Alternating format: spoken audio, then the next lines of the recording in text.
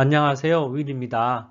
이번 주제는 투자 계좌에서의 현금 흐름입니다. 캐시플로우라고 하죠. 그래서 이 세 가지 방법을 제가 말씀드리고 세 번째 소개해드릴 그 배당 투자에 대해서 그래서 거기에 대한 아이디어에 관계된 기사가 있었습니다. 그래서 기사를 소개하는 걸로 하겠습니다. 자, 그러면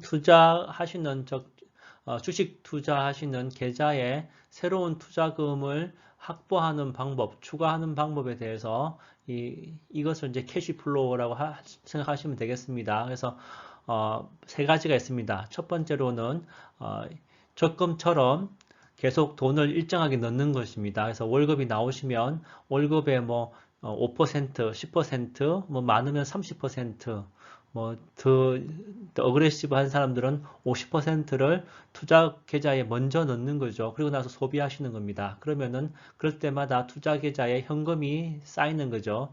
예, 투자를 위한 현금이 생기는 겁니다. 그런 방법이 있고요. 두 번째로는 단기 투자 차익을 내서 이 수익금이 현금이 되는 그런 방법이라고 할 수 있겠습니다.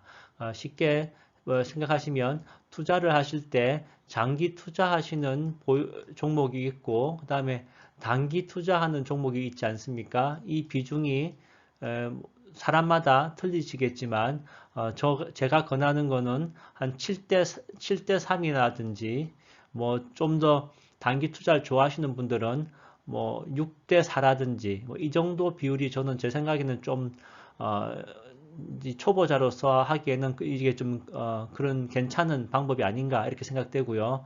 뭐 여기서는 한번 지금 이제 유동성 장세가 좀 심하니까 6대 4로 했다고 생각을 하시고 그러면은 이 투자하실 때 단기 차익을 남길 수 있는 그런 종목을 먼저 정하셔야겠죠. 그런 종목을 정하신 다음에 그 종목에 보시면 이렇게 사이클이 있지 않습니까? 사이클이 있고 그 다음에 이 사이클에 따라서 이제 평균 이동선 그것이든지 이렇게 하시면은 그러면은 이 저점에 사서 고점에 파는 그런 이런 패턴을 만드실 수 있죠. 그에 따라서 그런 것이 하루에 일어난다. 그러면 데이 트레이닝이 되시는 거고 런 것이 이게 투자 차익이 나는 기간이 몇 주에서 몇 달 사이에 일어난다. 그러면 스윙 트레이딩이 되겠습니다. 그렇게 해서 이제 그 차익이 현금을 확보가 되는 그런 기간에 따라 볼 수가 있고 투자 방법에 따라서는 옵션 트레이닝이 있습니다. 콜 옵션, 풋 옵션이라는 그런 옵션이 있고요. 그 다음에 저는 돈이 없는데 증권회사에서 돈을 빌려서 쓸 수가 있죠. 물론 담보는 제가 가지고 있는 주식이 담보가 되겠습니다. 그래서 그 제가 갖고 있는 주식을 담보로 돈을 빌려서 투자하는 것, 그래서 마진이라 그러죠. 그래서 마진 트레이닝을 하시는 겁니다. 그런데 이 옵션과 마진은 좀 경험이 있으신 분들, 그 다음에 시장이 좀 돌아가는 데 대해서 감각이 있으신 분들 하시기를 원하고요. 그 다음에 이쪽은 리스크가 많기 때문에 이쪽은 제가 여기서 말씀드리지 않겠습니다. 그리고 저는 뭐 항상 초보 투자자의 자세로 투자를 하기 때문에 초보 투자자들 대상으로 얘기를 하겠습니다. 그래서 어, 이런 투자 방법에 이런 게 있지만 이제 보통 초보자로 할 수 있는 건 스윙 트레이딩이 되겠습니다. 그래서 어, 이제 제가 보면은 장기 투자로 좀 하기는 그런데 아니면은 뭐 지금은 장기 투자는 하기로 좋지만 변동성이 너무 커서 주가가 보시면 어떤 이런 패턴 안에서 이렇게 왔다 갔다 하는 그런 게 있지 않습니까? 그런 걸 잡으셔서 하시면 되겠습니다. 그래서 이제 그 숫자 차익을 하는 그런 스윙 트레이딩을 하는 현금 확보가 보통 초보 투자자들한테는 좀 더 접근 용이하고 그 다음에 트레이딩 기술도 늘릴 수 있는 좋은 방법이 될 것 같습니다. 세 번째로는 배당 투자로 받은 배당금으로 현금을 확보하는 방법입니다. 그래서 보시면 아시겠지만 3번이 그래도 가장 우리가 쉽게 할 수 있는 방법입니다. 새로 돈을 넣는 돈이 없는데 돈을 넣을 수가 없지 않습니까? 그리고 또 하나는 이제 그러니까 투자 계좌 중에서 이제 저는 이제 미국에 있으니까요. 새로 이제 일본처럼 돈을 넣어서 하는 것도 제일 쉬운 방법이고 이제 안전한 방법 중에 한 개이긴 하지만 물론 이때는 이제 빌린 돈이 아니죠. 그래서 이제 장기 투자할 수 있는 금액을 가지고 투자하신다는 건 아시고 계시지 않습니까? 그래서 그게 제일 좋은 방법이지만, 어, 미국에서 이제 일반 투자 계좌에는 세금이 나갑니다. 그래서 제가 만약에 이번처럼 단기 투자로 차익을 남겨서 이제 그 단기 차익이 수익으로 잡히지 않습니까? 그래서 연말 되면 미국은 4월 15일까지인데요. 4월 15일 전에 이 까지 이제 저기 단기 투자 수익 나오고 이거 한 것은 세금 보고하게 됩니다. 그래서 세금 보고할 때, 이 보통 이제 세율에 따라 틀립니다. 개인 세율마다 틀린데, 한 보통 한 22% 정도라고 생각하시면 되겠습니다. 그래서 내가 투자 수익의 22%가 또 세금으로 나간다 그러면은 뭐 소액 투자하시는 분들로서는 이 현금 확보하는 의미가 좀 희석되죠. 그래서 어, 이제 그런 점이 있고 두 번째로는 세금을 내지 않는 면세가 있죠. 면세는 보통 미국에서는 로스 로스 IRA라고 하는 어카운트를 오픈하게 됩니다. 이것은 이제 세금을 내지 않는 건데요. 미국에 있는 두 가지 뭐가 있습니다. 그래서 401k하고 로스 IRA가 대표적인 건데 이 로스 IRA 같은 경우에는 이제 나이에 따라서 다르지만 어쨌든 50세 전후로는 한 1년에 6,000불까지 면세가 되고요.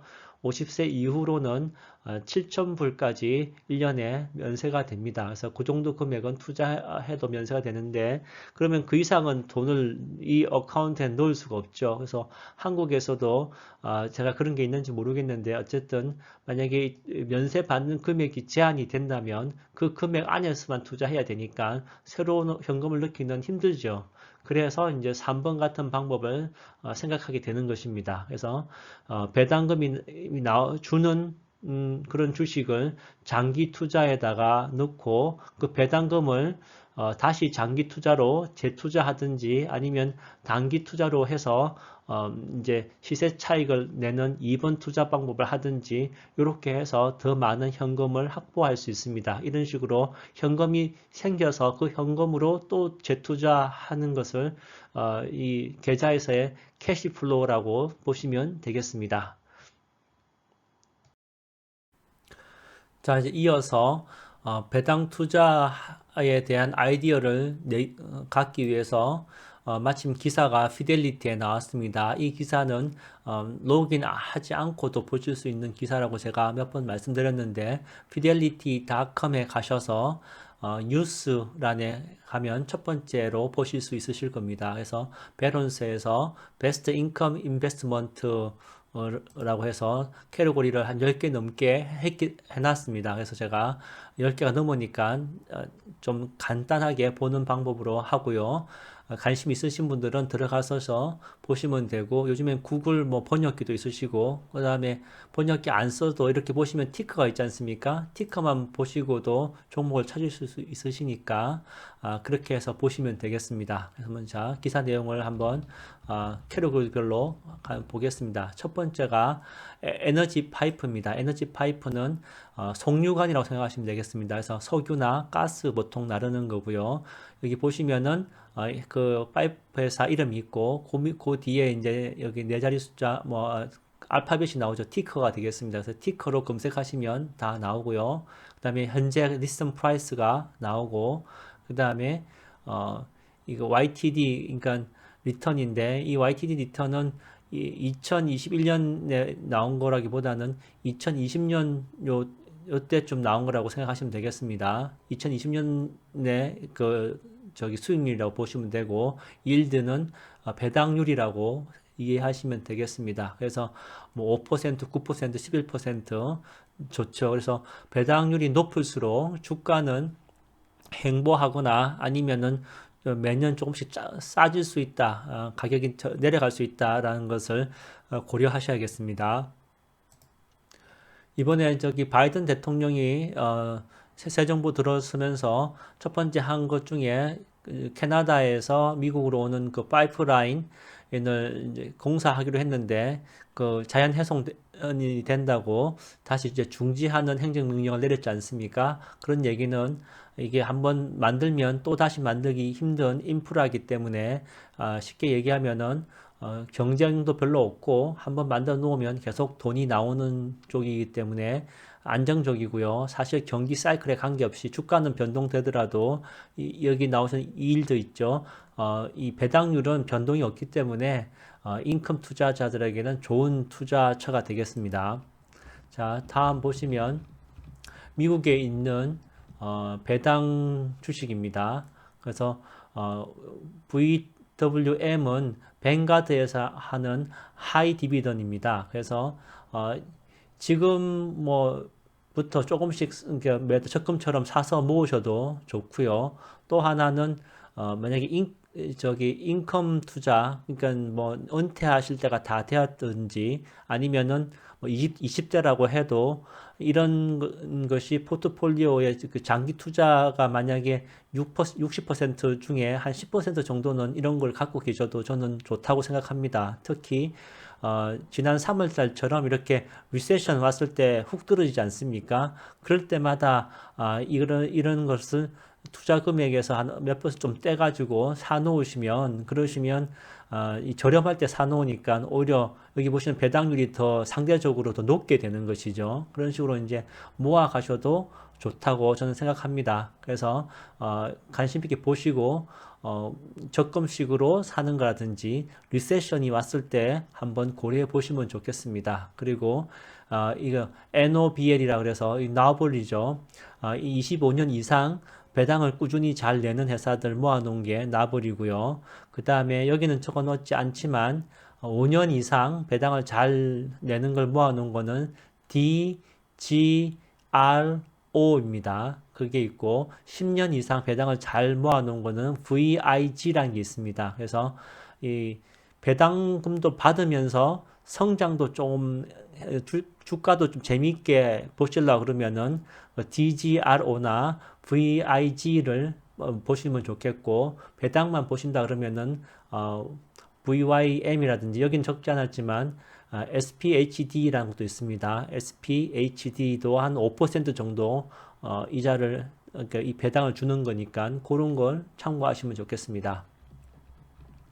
세 번째로는 오버시니까 앞에 보셨던 미국 배당주에 이어서 해외 배당주가 되겠습니다. 이것도 ETF 쪽으로 보시면 되고, 해외 쪽은 글쎄 저는 미국 내 주식만 해도 충분할 것 같은데, 어쨌든 포트폴리오의 안정을 기하는 사람들은, 특히 인컴 투자자들은 이쪽도 포션으로 보는 것 같습니다. 그래서 다음 넘어가면요, 네 번째는 이 배당 주는 분야 중에서도 전기 회사가 있죠. 유틸리티 회사. 그래서 전기 회사 보시면은 보통 첫 번째는 XLU는 이 ETF 이쪽 섹터 ETF고요. 그다음에 도미니언이라든지 에디슨은 유명한 전기 회사들입니다. 그래서 3, 4%의 배당이 나오죠. 그리고 이쪽에서도 뭐 재생에너지 쪽으로 가면은 재생에너지를 주로 하는 이제 뭐죠? 유틸리티 회사가 있죠. 그러면 이제 그 회사는 배당은 좀 적고 성장성이 좀 있지 않겠습니까? 그런 식으로 보시면 되겠습니다. 주로 제일 유명한 게 여기 보시면 넥스트라 에너지라고 해서 티커는 NEE가 되겠습니다. 자, 그러면 다섯 번째로는 부동산 투자입니다. 그래서 부동산 투자도 ETF로 하셔도 되고요. 아니면은 이 개별 저기 주식처럼 된 거 있지 않습니까? 그런 것도 하셔도 되는데 이 부동산 쪽은 어떤 분야를 하는지를 조금 생각해 보실 수 있습니다. 그래서 뭐 주택, 뭐 아파트 하는 게 있고 상업용 건물을 하는 게 있고 오피스 있지 않습니까? 그런 거. 그다음에 이제 이 크다란 그 상점 있죠. 월마트라든지 타겟이라든지 이런 거를 또 임대해 주는 데가 있습니다. 그래서 그런 분야를 봐서 괜찮은 걸로 하시면 되는데 지금은 뭐 쇼핑몰이라든지 이런 데는 조금 안 되죠. 그 다음에 지금 이제 점점 그 집에서 재택근무하지 않습니까? 그래서 리모트 홈 뭐 비즈니스라고 하는데 그쪽은 잘 되지만 오피스 쪽은 점점 줄어들죠. 그래서 그런 거 감안하시면 오히려 이제 이쪽에 관계된 ETF를 하시든지 아니면은 최근에 좀 더 각광받는 것은 창고업이 되겠습니다. 그래서 창고업 쪽이 이, 이 부동산 투자 쪽으로는 괜찮고요. 뭐 아파트 미국에서 아파트라고 하는 거는 월세 내는 아파트를 말하는 겁니다. 자기가 갖고 있는 아파트는 미국에서는 콘도라고 합니다. 그래서 어, 미국에서 아파트는 월세이기 때문에 그래서 이제 그 부동산 투자, 월세 받는 부동산 투자로는 괜찮다고 보여주고 있습니다. 자, 넘어가면은요. 여섯 번째는 전화 회사입니다. 그래서 이제 미국의 대표적인 휴대폰 전화 회사가 브라이전이죠. 그다음에 이게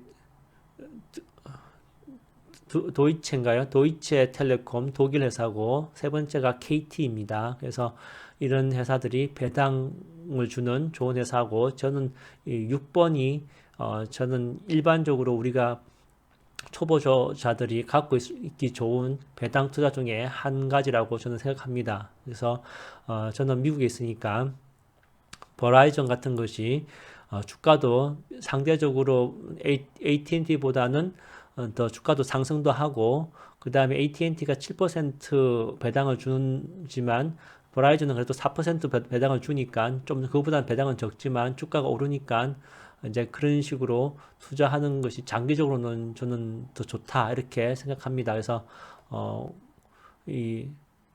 그렇게 관심을 한번 가져보시고요. 일곱 번째로는 컨버터블입니다. 한국말로 하면은 전환사채가 되겠습니다. 그래서 전환사채 보시면 블룸버그에서는 바클레이라는 게 있죠. 그래서 블룸버그, 바클레이 이런 얘기가 나오면은 이건 주로 채권 쪽을 하는 지수를 만드는 회사구나 이렇게 생각하시면 되겠습니다. 그래서 보시면 되고 그런 것 중에서도 이제 전환사채 사우스 웨스트 에어라인 나오죠. 이런 식으로 있습니다. 그래서 각 회사별로 하는 그런 전환사채도 있고 그다음에 모아서 하는 ETF도 있는데 저는 가능하면 여기 이 위에 거 있죠. ETF처럼 그런 하는 거 바클레이 지수 이런 쪽으로 하시는 게 위험 부담도 좋고 그다음에 이자율도 더 좋으니까 한번 보시면 되겠습니다.